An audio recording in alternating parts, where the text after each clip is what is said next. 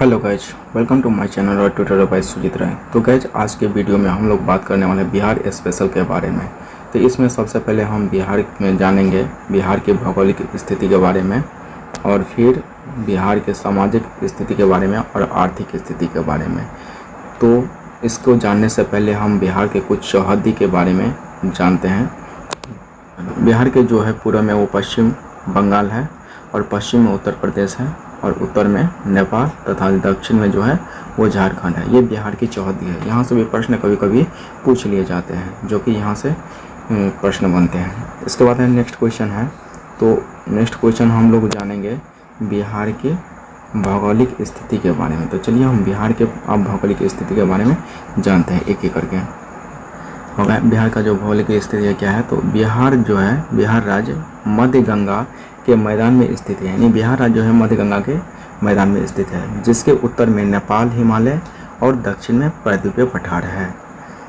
इसके बाद है कि इस प्रदेश के मैदान में गंगा पश्चिम से पूर्व की ओर बहती है। यानी इस प्रदेश के मैदान में जो है गंगा जो है वो पश्चिम से पूर्व की ओर बहती है, जिसमें जो है उत्तर से गंडक, बूढ़ी गंडक, कोसी, महानंदा तथा दक्षिण से पुनपुन, सोन, फल्गु आदि नदियाँ आकर मिलती है।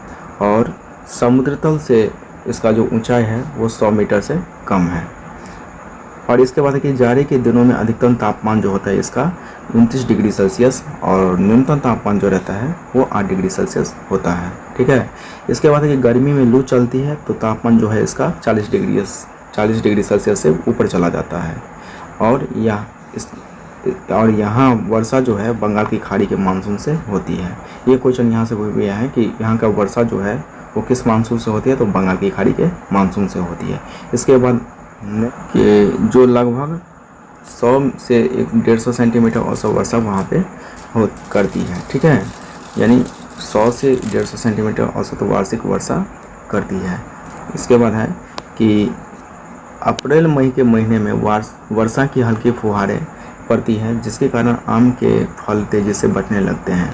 अतः इसे मैंगो सावर भी कहा जाता है। तो यहाँ से प्रश्न ये भी बहुत भी है कि यहाँ से प्रश्न पूछ लिया कि मैंगो सावर किसे कहा जाता है। तो यहाँ पे देखना है कि अप्रैल मई के महीने में ये भी है, अप्रैल मई के महीने में वर्षा की हल्की फुहारें पड़ती है, जिसके कारण जो है आम के फल तेजी से बढ़ने लगते हैं। तो इसे क्या कहा जाता है? मैंगो सावर कहा जाता है। फिर इसके बाद नेक्स्ट है कि कभी कभी आंधियाँ चलती है, जिससे आम के टिकोले पेड़ से गिर जाते हैं। इससे आम की फसल प्रभावित होती है। ठीक है। इसके बाद है कि उत्तर में हिमालय की तराइयों से हुई वर्षा का जल कुछ जिलों में बाढ़ ला देता है, और इससे जनजीवन काफ़ी प्रभावित होता है। इसके बाद कि जलवायु की दृष्टि से बिहार उपोष्णकटिबंधीय प्रदेश में आता है। और यहाँ से प्रश्न बनता है कि बिहार जो है किस प्रदेश में आता है। तो यहाँ पे बिहार की जलवायु जो है, जलवायु की दृष्टि से बिहार जो है उपोष्णकटिबंधीय प्रदेश में आता है। ये प्रश्न बहुत भी है। और यहाँ का जो जनसंख्या घनत्व है वो सघन है। अब इसके बाद हम लोग जानेंगे आगे बिहार के निवासियों का मुख्य पेशा और उत्पादन क्या है। ठीक है। तो यहाँ पे है कि बिहार के निवासियों और मुख्य पेशा और उत्पादन के बारे में। तो क्या क्या है बिहार में, चलिए देखते हैं आगे। कि बिहार प्रदेश की समस्त भूमि का लगभग 75% भाग जो है कृषि योग्य है। बिहार में जो है समस्त भूमि का 75% भाग जो है जिस पर कृषि की जाती है, खेती बाड़ी की जाती है। ठीक है। और उसमें 12% भाग जो है ये बंजर भूमि है।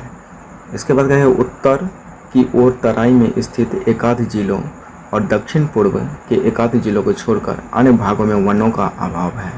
यानी उत्तर की ओर तराई में स्थित एकाध जिला जो है और दक्षिण पूर्व के एकाध जिलों को छोड़ दिए जाए तो बाकी भाग जो बचता है उसमें वनों का जो है अभाव रहता है, यानी कमी रहता है। बिहार में जो है कृषि जो है मुख्यतः मानसून पर आधारित होता है। ठीक है। और यह कृषि प्रधान राज्य है। बिहार जो है कृषि प्रधान राज्य है, और यहाँ के लोगों का जो मुख्य व्यवसाय है वो कृषि है। यानी और बिहार का जो मुख्य फसल है वो धान है। ठीक है। यानी धान जो है यहाँ के प्रमुख फसल है। और कुछ और फसल भी होते हैं, जैसे कि यहाँ पे गेहूँ, मकई, दलहन, तिलहन, गन्ना, जूट, मसाले आदि भी उपजाए यहाँ जाते हैं। ठीक है। इसके बाद है आगे है इसमें कि उत्तर बिहार के कुछ जिलों में तंबाकू, केले, लीची, पान की खेती खूब होती है। इसके बाद है आम, की पैदावार भी प्रचुर मात्रा में राज्य के सभी क्षेत्रों में होती है। जैसे कि अब यहाँ पे कुछ इम्पोर्टेंट क्वेश्चन दिया गया है, यहाँ से पूछ लिए जाते हैं। जैसे कि भागलपुर में सिल्क का उत्पादन किया जाता है, पूर्णिया में जूट का उत्पादन किया जाता है, गया में सूती वस्त्र का उत्पादन किया जाता है, पूर्वी चंपारण में बटन बनाने के कुटीर उद्योग प्रमुखता से है। इसके बाद है कि मुंगेर में जो है सिगरेट कारखाना है, और बरौनी में तेल सोधा कारखाना है, और खाद कारखाना में भी लोग क्या करते हैं, काम करते हैं। ठीक है, तो ये यहाँ से भी एक क्वेश्चन है जो काफ़ी प्रश्न आते हैं और यहाँ से एग्जाम में पूछ लिए जाते हैं। इसके बाद है आगे कि, और ये भी बहुत भी है जो यहाँ पे प्रश्न दिया हुआ है कि मुजफ्फरपुर और मोकामा में रेलवे वैगन प्लांट है। यहाँ पे प्रश्न पूछे जाते हैं कि बिहार में जो है रेलवे वैगन प्लांट कहाँ पे है, तो मुजफ्फरपुर और मोकामा में है। और इसके बाद है कि जमालपुर में रेलवे की कार्यशाला है। पूछेगा कि रेलवे का कार्यशाला कहाँ है बिहार में, तो जमालपुर में है, स्थापित है। ठीक है, इसके बाद रेलवे एवं बारूद के कुछ नए कारखानों का निर्माण कार्य प्रगति पर है। ठीक है, अब यहाँ पे आगे दिया गया खनिज संपदा के मामले में बिहार एक निर्धन राज्य है, यानी खनिज के मामले में जो है बिहार एक गरीब राज्य है। लेकिन दक्षिण बिहार के कुछ जिलों में ही टीन और अभ्रक की खानें हैं। लेकिन दक्षिण बिहार में जो है यहाँ पे टीन और अभ्रक की कुछ खान है। अब आगे यहाँ पे प्रश्न ये बहुत भी है कि कैमूर की पहाड़ियों में चूना पत्थर, बालू पत्थर और पायराइट्स भी मिलते हैं। यहाँ पे क्या है कि अब यहाँ पे प्रश्न पूछ लिया जाता है कि कैमूर की पहाड़ी में क्या क्या मिलते हैं, तो कैमूर की पहाड़ी में जो चूना पत्थर, बालू पत्थर और पायराइट्स भी मिलते हैं। अब इसके बाद यहाँ पे कुछ नोट है जिसको हम देखेंगे, ये बहुत भी है, पूछ लिया जाता है एग्जाम में कि 22 मार्च 1912 में बिहार राज्य की स्थापना हुई थी। अब पूछेगा कि बिहार राज्य की स्थापना कब हुई, तो 22 मार्च 1912 को। ठीक है, और इसी दिन को बिहार दिवस के रूप में प्रतिवर्ष मनाया जाता है। अब हम लोग आगे देखेंगे बिहार की जीवन शैली के बारे में। ठीक है, तो चलिए देखते हैं बिहार की जीवन शैली कैसी है उसके बारे में। यहाँ पे देखा कि हमारे प्रांत का मुख्य पेशा कृषि है, यानी बिहार राज्य का जो मुख्य पेशा हो कृषि है, और इसमें हल बैलों की मदद कृषि कार्य में भी ली जाती है। ठीक है, यानी हल से खेती बाड़ी की जाती है।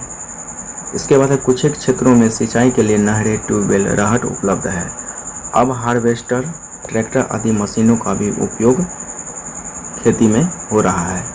यानी अब जो है पहले तो हल से किया जाता था, लेकिन अब जो है ट्रैक्टर मशीनों से भी किया जा रहा है। ठीक है, इसके बाद उपोष्ण जलवायु एवं मैदानी भाग में होने के कारण यहाँ चावल, गेहूँ, दाल, हरी सब्जियाँ, आलू मुख्य भोज्य पदार्थ हैं।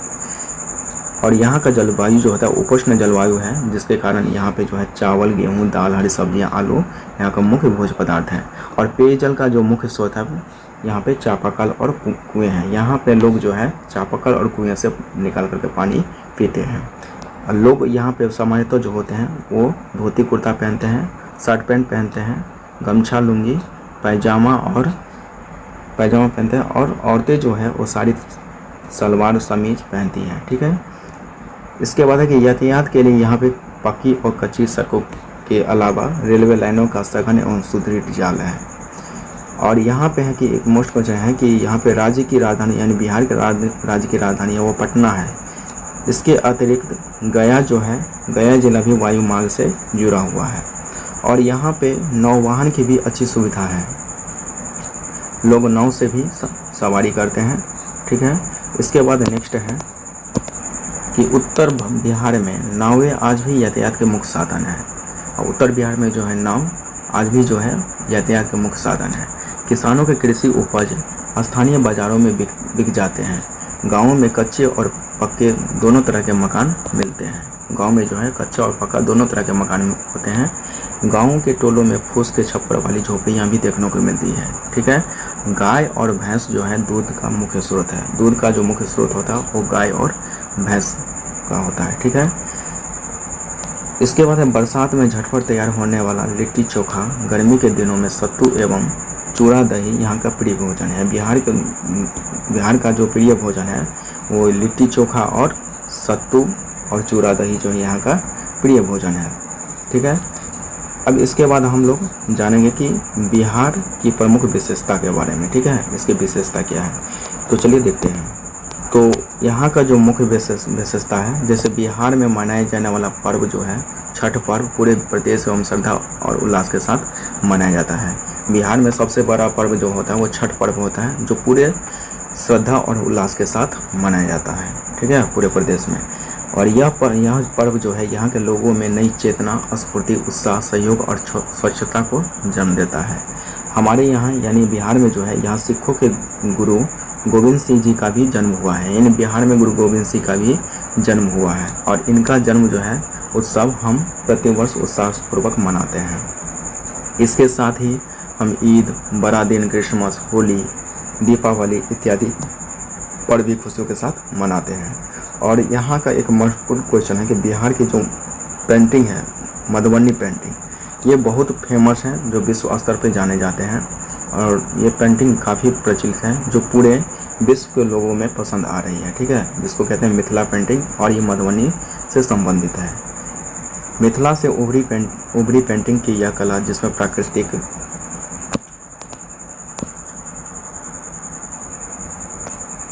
रंगों और प्रतीकों का इस्तेमाल किया जाता है, ठीक है, क्षेत्र विशेष के लोगों को रोजगार भी उपलब्ध करा रहा है। और मिथिला पेंटिंग के क्षेत्र में लोगों का रोजगार भी मिल रहा है।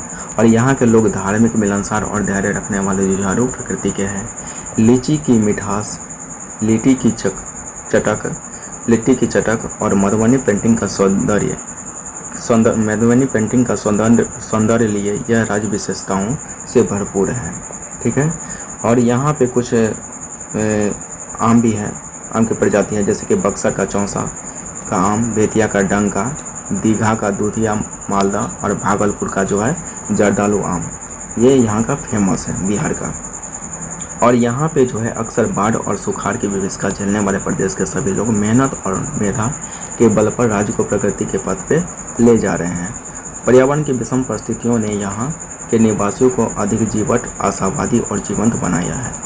तो अब हम लोग देखेंगे बारी बारी से कुछ ऑब्जेक्टिव क्वेश्चन हैं, जो कि यहाँ से भी प्रश्न बनते हैं काफ़ी सारे, और एग्जाम में पूछ लिए जाते हैं। तो यहाँ पे पहले देखते हैं कि इसमें पहला प्रश्न है कि बिहार के पूर्व में है, बिहार के पूर्व में जो है वो पश्चिम बंगाल है, ठीक है। इसके बाद है मधुबनी पेंटिंग जो है जुड़ी है, किससे जुड़ी है, तो ये मिथिला क्षेत्र से जुड़ी है, ठीक है। इसके बाद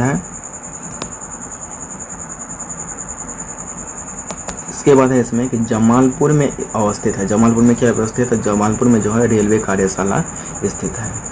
इसके बाद कुछ मैचिंग टेस्ट है, जो यहाँ पे एग्जाम में डायरेक्ट ऐसे ही प्रश्न डाल दिए जाते हैं और पूछ लिए जाते हैं, जो कि ये VVI है। तो चूना पत्थर जो है वो किससे रिलेटेड है, तो कैमूर जिला से संबंधित है, ठीक है। रेलवे वैगन प्लांट जो है वो मोकामा से संबंधित है, और ये मुजफ्फरपुर में भी बनाए जाते हैं। और जर्दालू जो है, जर्दालू आम, ये भागलपुर से संबंधित है। और तेल शोधक कारखाना जो है ये बरौनी से संबंधित है। तो आज के लिए बस इतना ही। अगर हमारा वीडियो अच्छा लगे तो चैनल को सब्सक्राइब कीजिएगा और दोस्तों के साथ शेयर जरूर कीजिएगा, और कमेंट में बताइएगा कि वीडियो कैसा लगा।